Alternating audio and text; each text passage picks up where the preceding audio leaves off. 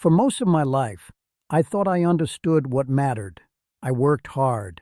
I stayed busy.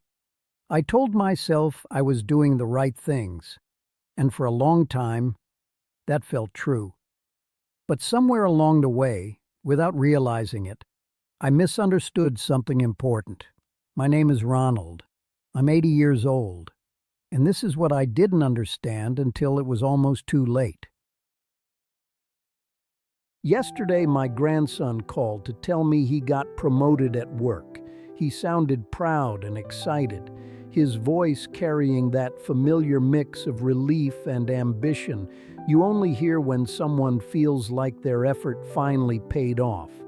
He talked about longer hours, more responsibility, bigger projects, and I could almost picture him sitting there, trying to sound confident while already preparing himself for the weight that comes with moving up.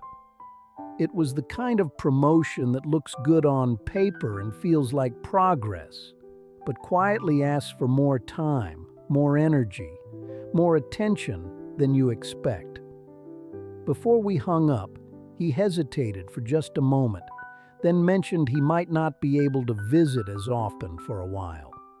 Not because he didn't want to, not because anything was wrong, but simply because he was busy, and busy had become the language of his life.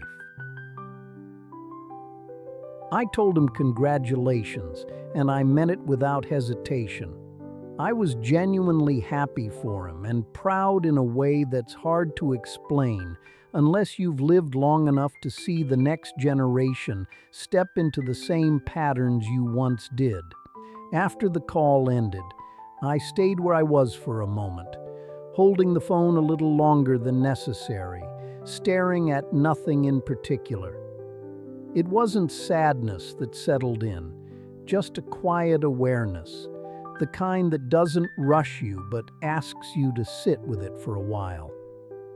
That's when I started thinking about something I didn't understand for most of my life, something that never felt urgent enough to question until now. For a long time, I believed time was patient with me. I thought it would wait, that it would stand quietly in the background while I took care of more urgent things, the practical things that demanded immediate attention. I treated time like something flexible, something I could stretch when needed, something I could borrow from without consequence. In my mind, time was a resource I could always earn back later. I divided my life into two simple parts: work now, live later. That division felt logical, even responsible, and for years I never questioned it. The work part always felt clear and measurable. Bills needed paying, responsibilities needed handling, goals needed chasing, and each completed task brought a small sense of accomplishment. There was comfort in that structure, a feeling that I was moving forward, doing what was expected of me. Living, on the other hand, felt optional, like something you earn after everything else is taken care of. Living was for evenings when you weren't too tired, for weekends if nothing urgent came up, for vacations planned months in advance, for retirement when life was supposed to finally slow down. Living could wait, and I told myself it would still be there when I was ready. I wasn't unusual in thinking this way.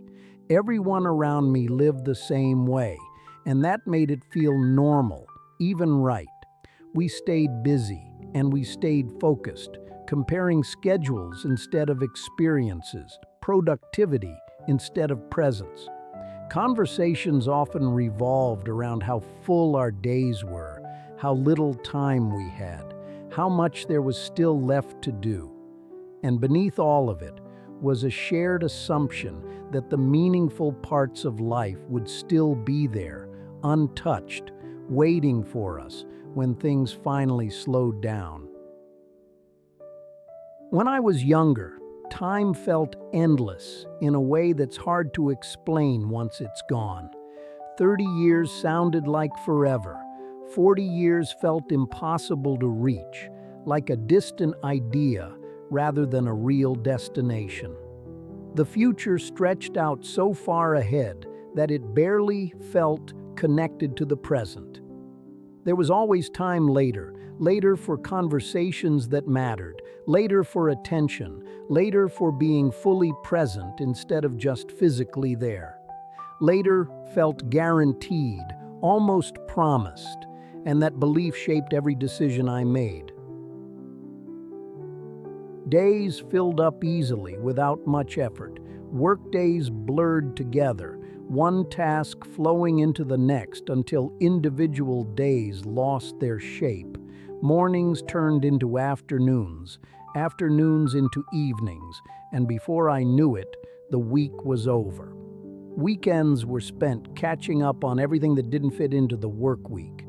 Errands that had been postponed, chores that couldn't wait any longer, preparations for what came next. Even rest had a purpose, a place on the schedule, something to complete before Monday arrived again.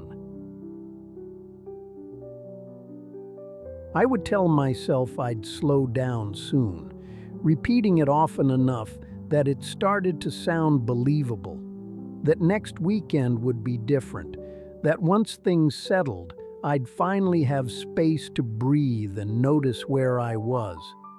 But things never really settled the way I imagined they would. There was always something else that needed doing, another task waiting its turn, another responsibility that felt more important than the moment in front of me. Presence kept getting pushed aside, always for a good reason. Years passed quietly that way, not dramatically and not suddenly, without clear markers or turning points. They passed in routines, in habits, in repeated promises to slow down later. One year blended into the next, and before I realized it, later had started to arrive without any announcement at all. When I eventually reached the stage of life I'd been waiting for, something unexpected happened. I had time, real open space in my days, but I didn't know what to do with it. I had spent decades training myself to think ahead, to focus on what was next, to stay productive, and that mindset didn't disappear just because my schedule changed. Even with nothing demanding my attention, my mind kept searching for the next thing to handle. Without deadlines or schedules, I felt restless in a way that surprised me. It felt like I was forgetting something important, like there was a task unfinished somewhere that I couldn't quite remember. I would sit still and feel uncomfortable doing nothing, as if stillness itself needed justification. Even in quiet moments, part of me was convinced I should be doing something else. That's when I started noticing things I'd rushed past for years. The way light moves slowly across a room during the afternoon, changing shape and color without asking to be noticed. The quiet sounds a house makes when nothing else is happening. The subtle creaks, the pauses between noises.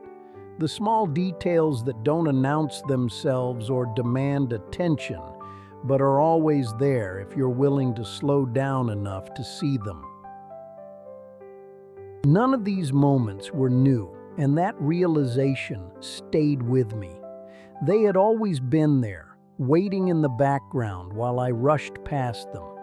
The real understanding didn't arrive in a single moment, and there was no dramatic realization to point to.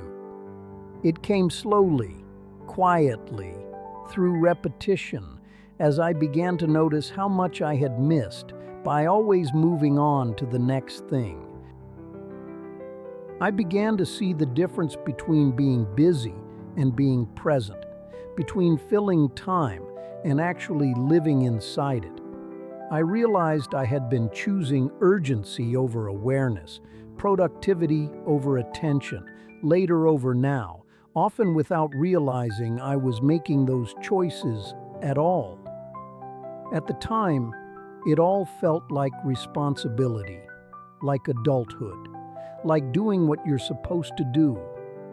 Looking back now, I can see that those small, ordinary moments were the life I thought I was saving for later. Now, when my grandson calls, I listen differently. I'm not thinking about what comes next or waiting for the conversation to end. I'm there, fully, in that moment. When someone stops to talk, I don't check the time or measure the moment against what I could be doing instead. The conversation is what's happening now. I've started doing small things I used to postpone, reading without rushing, sitting quietly without trying to be productive, letting moments pass without needing them to lead somewhere else. I'm not trying to make up for lost time because that's not possible and it's not the point. I'm trying to be where I am instead of where I think I should be next. I'm not saying this because I have answers.